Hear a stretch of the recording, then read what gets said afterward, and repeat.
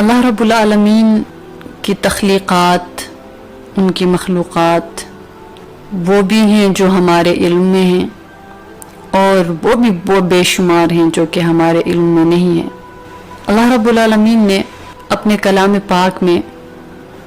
ذکر فرمایا ہے کہ جب سے زمین و آسمانوں کو بنایا ہے اس وقت سے ہی کچھ مہینوں کو معتبر بنایا، اور یہ اللہ رب العالمین نے اپنے بندوں کے لیے حساب کتاب کو دیکھنے کے لیے یہ نظام سیٹ کر دیا۔ لیکن 4 مہینے جو کہ محترم اور جن کا ذکر قرآن پاک میں بھی ہیں اور احادیث میں بھی ہیں، لیکن ان کے علاوہ کے مہینے، جیسے کہ ان مہینوں میں سے ایک مہینہ ہے سفر کا،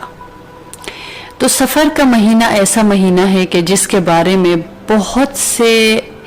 لوگوں کے الگ الگ نظریات ہیں، تو ان کی بھی ظاہر وجوہات ہیں، ان نظریات کی بھی، ان سوچوں کی بھی وجوہات ہوتی ہیں کہ جس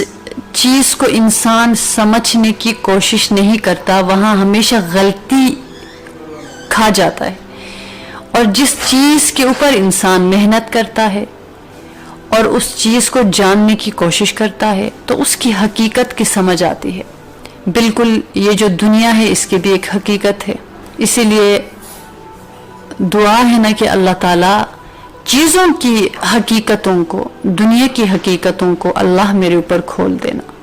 تو بالکل اسی طرح جو بھی اللہ رب العالمین کی مخلوقات ہیں، جو بھی اللہ نے خلق کیا،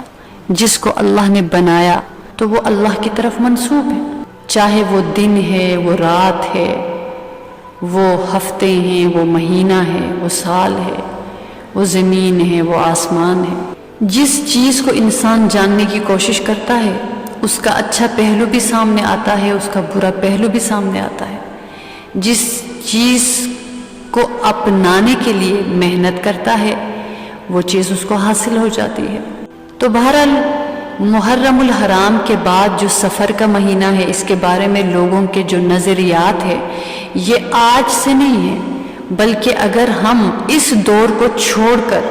بہت پیچھے چلے جائیں، یہاں تک کہ رسول کریم صلی اللہ علیہ وسلم کی بعثت کیا، ان کی ولادت سے بھی پہلے ایسا نظریہ مشرکین میں چل رہا تھا۔ تو بہرحال ان مہینوں کے نام ہیں، تو انہی میں سے اس مہینے کا نام سفر ہے۔ تو سفر کو سفر کیوں کہتے ہیں؟ ویسے تو اس کا مطلب خالی ہونے کے ہیں، جو کیونکہ عربی کا یہ لفظ ہے،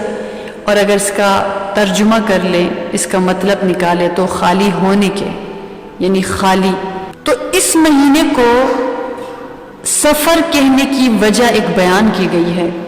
کہ یہ خالی ہونے کے معنی میں آتے ہیں، اور اس میں عرب کے لوگ، یعنی عرب کے لوگوں کے گھر عموماً خالی رہتے تھے، کیونکہ 4 مہینوں، ذی القعدہ جو کہ محترم مہینہ، ذی الحجہ جو کہ محترم مہینہ، محرم جو کہ محترم مہینہ، اور رجب میں مذہبی طور پر ان کو جنگ اور لڑائی نہ کرنے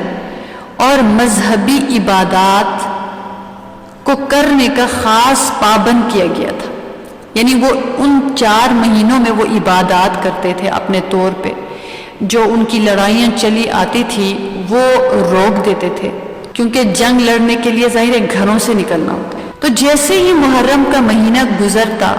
اس جنگجو قوم کے لیے مسلسل 3 مہینوں کی یہ پابندی ختم ہو جاتی تھی، تو وہ لوگ جنگ، لڑائی اور سفر کے لیے روانہ ہو جاتے تھے،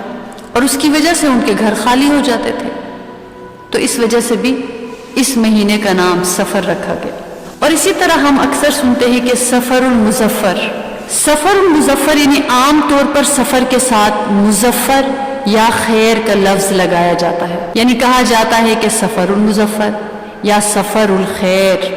اس کی بھی وجہ یہ کہ مظفر کے معنی کامیابی والی چیز کے ہیں، اور خیر کے معنی نیکی،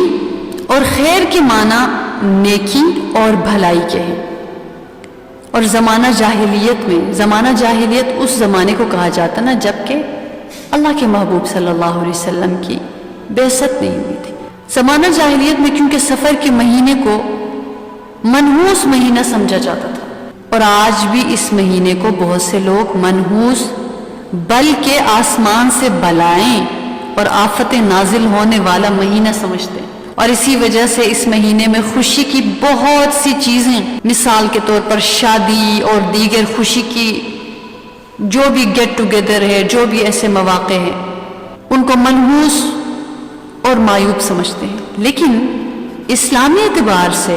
اس مہینے سے کوئی نحوست وابستہ نہیں ہے۔ اسی وجہ سے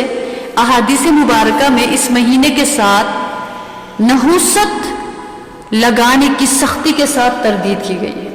یعنی اس کو منع کیا گیا۔ اس لیے سفر کے ساتھ کیا لگایا گیا؟ مظفر یا خیر، یعنی یا تو سفر المظفر کہیں یا سفر الخیر، تاکہ اس کو منحوس آفت والا مہینہ نہ سمجھا جائے بلکہ کامیابی والا اور بامراد اور خیروں سے، برکتوں سے بھرا ہوا مہینہ سمجھا جائے۔ اور اس مہینے میں تمام تر انسان اعمال کرتا ہے، ان کاموں کو منحوس سمجھنے کا جو انسان کے دماغ میں ایک سوچ ہے، وہ سوچ دور ہو جائے۔ اسی وجہ سے اس کو سفر الخیر کہا جاتا ہے، ٹھیک ہے۔ اب جو سفر ہے اس میں بہت سی چیزیں، بہت سی بدعات اپنی طرف سے بہت سی چیزوں کو لا کے ان کو عبادت کی طرح کیا جاتا ہے، اور جو اللہ رب العزت کے احکامات ہوتے ہیں ان کو کوئی جاننے کی کوشش نہیں کرتا۔ یہ شیطان کے ہاتھ ایک ہتھیار آ گیا کہ کیسے انسانوں کو موڑ دیا جائے۔ تو زمانہ جاہلیت میں لوگوں کا سفر کے بارے میں یہ گمان تھا کہ اس ماہ میں کثرت کے ساتھ مصیبتوں کا اور آفتوں کا نزول ہوتا ہے، اور یہ مہینہ نحوست، پریشانیوں اور مصائب والا ہے۔ تو عرب سفر کا مہینہ آنے سے بدفعلی بھی لیا کرتے تھے، برا فعل لیا کرتے تھے، اور اسی طرح بعض اہل عرب کا یہ گمان تھا کہ سفر سے مراد ایک سانپ ہے جو انسان کے پیٹ میں ہوتا ہے، اور بھوک کی حالت میں انسان کو ڈستا اور کاٹتا ہے، اور بھوک کی حالت میں جو تکلیف ہوتی ہے وہ اسی ڈسنے سے ہوتی ہے۔ تو آپ تصور کیجئے نا کہ عقیدہ کہاں تک ان کا پہنچ گیا تھا